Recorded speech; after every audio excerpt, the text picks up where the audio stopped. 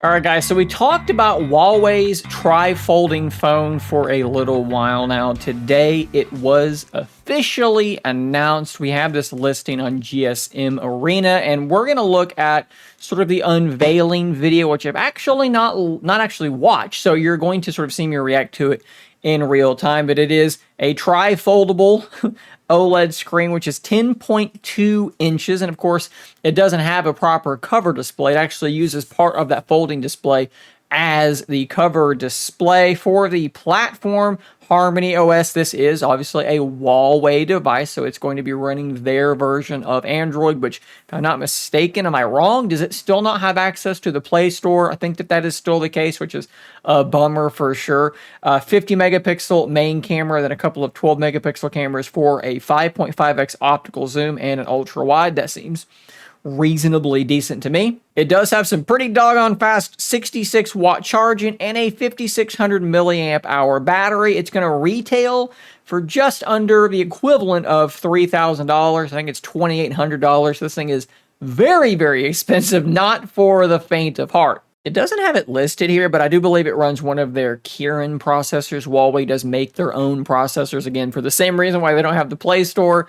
Probably has a lot to do with why they make their own processors. So all that being said, this is the trailer video. I'm going to make sure that I am muted on this, and we're going to let this thing play forward. You can see the back of this thing here. Very large camera bump. This almost looks a lot like a OnePlus Open, but it has this sort of red and gold color scheme, which I actually like quite a bit. And let's see, pretty much immediately, this looks like a pretty normal folding phone, right? You'd be like, oh, this is just a normal folding phone. But then you fold the other part around and you have a 10-inch screen, which is obviously in a, I wonder what the aspect ratio is. Is it 4:3? It looks like it's definitely taller than 16:9. Maybe this is, I don't know, like a little taller than 16:9, maybe like 16:10 or 16:11, something kind of strange like that. And again, from this angle, you can see how thick, or maybe you should say how thin this thing is. It's apparently only a little bit thicker than the Galaxy Z Fold 6, and it is 3 full layers. Absolutely insane. We got to pull this up. The Z Fold 6 is 12.1 millimeters. This is 12.8 millimeters. Just complete madness. Let's let this thing continue to play forward. Potentially a great video watching experience, and I think that this kind of tells me that, yeah, we are basically 16:9 plus a little bit of extra height, because it's probably a 16:9 video. And with that aspect ratio being wider like that, it would be really, really good for watching video content. Probably the best thing around for watching video content, as long as the speakers do a good enough job with something like that. And this is cool too. Using it with the cover display, the rest of the screen folded back around, and using it like a traditional book style foldable.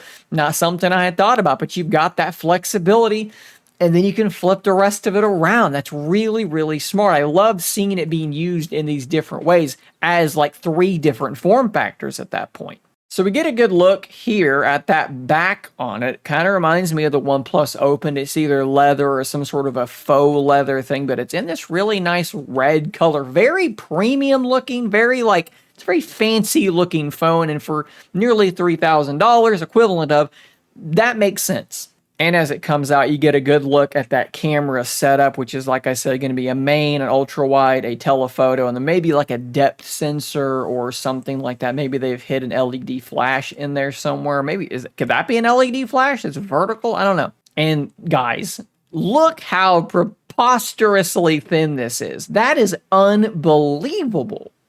It is crazy what some of these Chinese manufacturers are actually coming up with. That looks to be potentially where one of the speakers is, which is pretty interesting.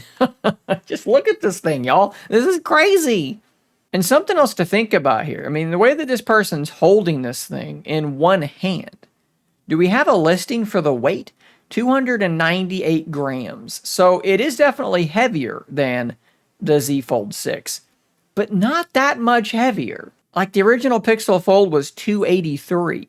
So it's barely heavier than the original Pixel Fold, and it's that. I don't know if that's an indictment on the Pixel Fold or talking about how impressive this thing is. Maybe it's a little bit of column A and a little bit of column B. So this is a cool angle here. As he opens it up, you can see how this screen is going around the back side. So this area here on the spine is going to be exposed folding screen. And I would love to see over time, this thing going in and out of your pocket, does that area kind of get scuffed up and scratched up? And if it does, is that something that becomes distracting when it's fully unfolded to have this vertical line of scratches and scuffs right there? Could possibly be a downside to this form factor, but that's going to remain to be seen. And look at this, they're actually simulating the bezel on this side where they're blacking that out to keep the bezels relatively uniform. And again, that looks like something like the OnePlus Open or kind of a wider Z Fold 6 because it's more squared off until you open up the other side, and then it's clear that you have something